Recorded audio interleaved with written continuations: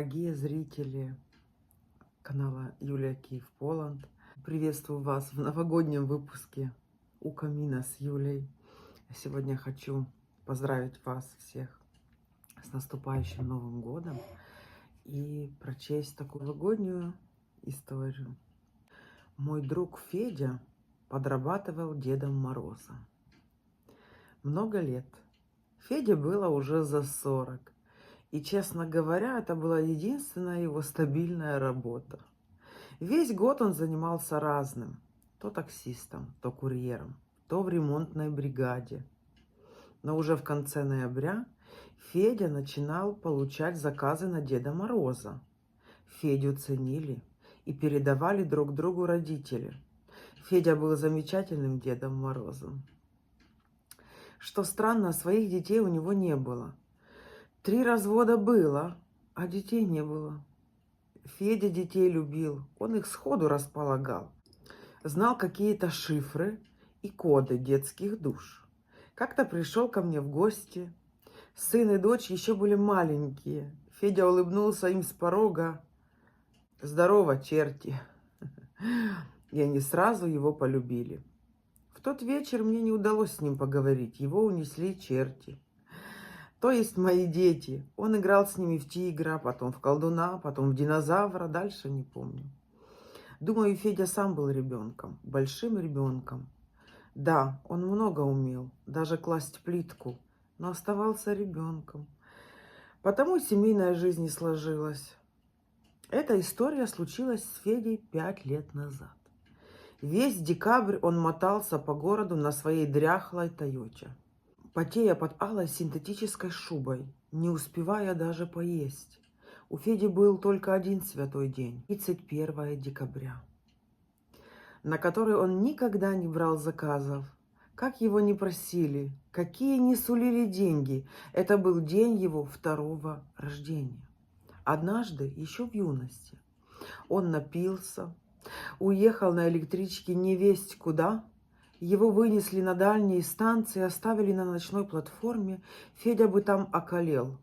Но по небесной случайности его заметил машинист товарного, затормозил, втащил в кабину. Машинист нарушал все инструкции, но он спас Феде жизнь. После этого Федя бросил пить. А детям машиниста отправлял подарки. Мелочь, конфеты, но регулярно. С той поры, 31 декабря, Федя оставался дома. Пил чай, играл в компьютерные игры, заказывал на дом огромную пиццу. Итак, вечером 30 декабря, 5 лет назад, Федя ехал на последний заказ. Детей звали Галя и Толя. Раньше Федя у них не бывал. По дороге он изучил досье в мобильном. Гале 5 лет, Толе 7. Толя в Дед Мороза не верит, играет в роботов и любит Илона Маска. Как было условлено, Федя позвонил маме от подъезда. Та быстро спустилась в большом мужском пальто на плечах. «Добрый вечер, меня зовут Вера, вот подарки». Толя, конечно, робот, а Гале наряд принцессы. Вера протянула коробки. Только большая просьба, Толя будет грубить. Не обращайте внимания, они с папой оба упертые, материалисты, понимаете? А Галечка, вот она совсем не такая, вы больше с ней. Не волнуйтесь, усмехнулся Федя, бегите, замерзнете.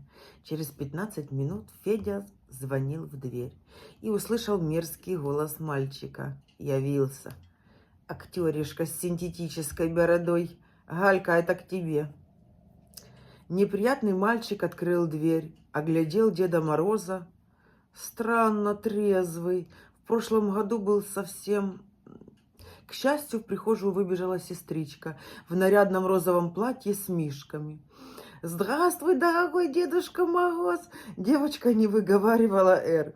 «Здравствуй, Галя!» — улыбнулся ей Федя.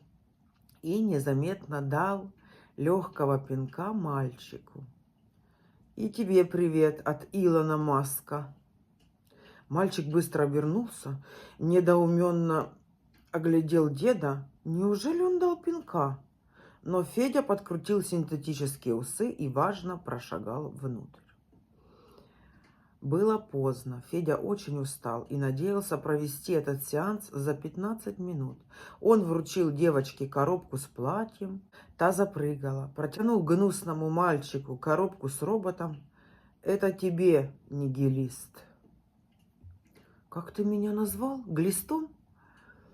«Нигилистом, умник. Латинское слово. Когда-то я жил в Древнем Риме». Мальчик подошел ближе. «Хорош врать.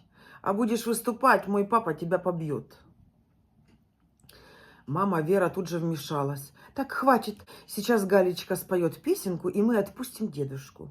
Но Дед Мороз Федя вдруг раззадорился. «Нет, а где ваш папа? Я бы с ним устроил бой. Я жил в древней Японии и занимался дзюдо 300 лет». «Папа на работе», — ответил мальчик. «Но он тебя точно побьет».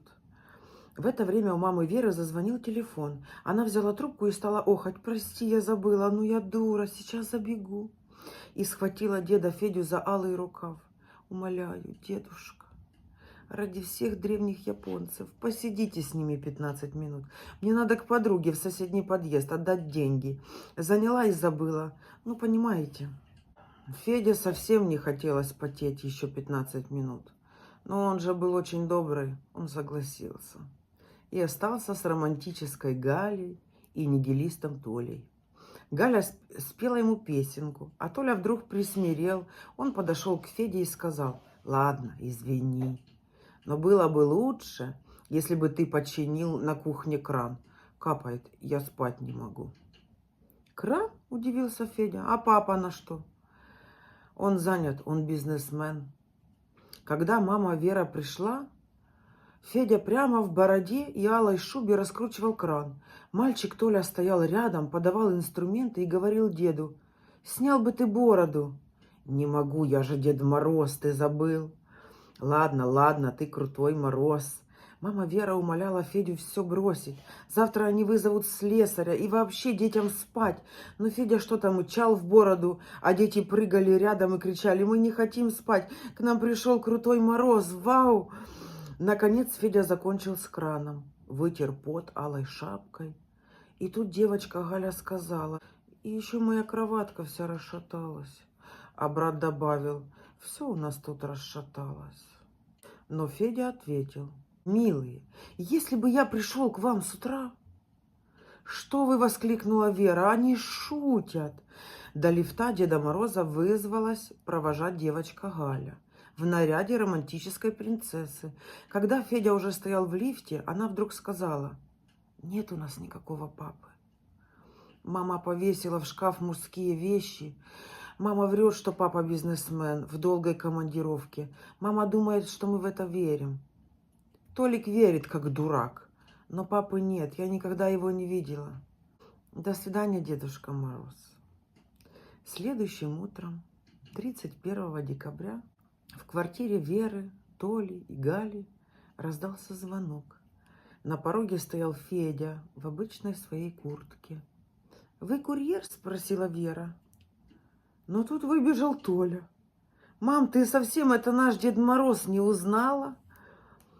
«Ага», – улыбнулся Федя. «Я сегодня так, без церемоний. И день свободный, так что у вас там расшаталось?» Федя, Вера, Галя и Толя живут вместе уже 5 лет. Еще появилась сестричка Аня. Ей уже 3 года. А Вера и Толя, когда в школе спрашивают, кто их папа, отвечают спокойно: «Дед Мороз, не верите?» Алексей Беляков. На этой прекрасной ноте я хочу поздравить всех зрителей канала Киев Поланд с наступающим Новым годом. Пожелать вам верить все-таки в чудеса. Каждой вере по мужу, Дедушке Морозу, каждым деткам, у которых папа бизнесмен, тоже по Дедушке Морозу. Я хочу пожелать вам верить все-таки в чудеса. И пусть все плохое останется в 2023 году, в 2022 году. Пусть 2024 год дракона принесет нам чудо, в которое мы верим. Давайте верить в чудеса. Удачи, счастья, любви. Самое главное — здоровье. И самое ценное — семья. Всем вам желаю. Этот Новый год я буду праздновать со своей семьей. Никакая импреза, никакие дискотеки, никакие подружки, никакие семья. Также хочу с вами встретиться в 2025 году, в следующем году, у камина, может даже настоящего камина. И чтобы вы каждый написал, какое чудо с вами произошло в 2024 году. Пусть хотя бы одно маленькое чудо сбылось у моих зрителей в 2024 году. Встретимся через год и пересчитаем наши чудеса. Я вас люблю. С Новым годом!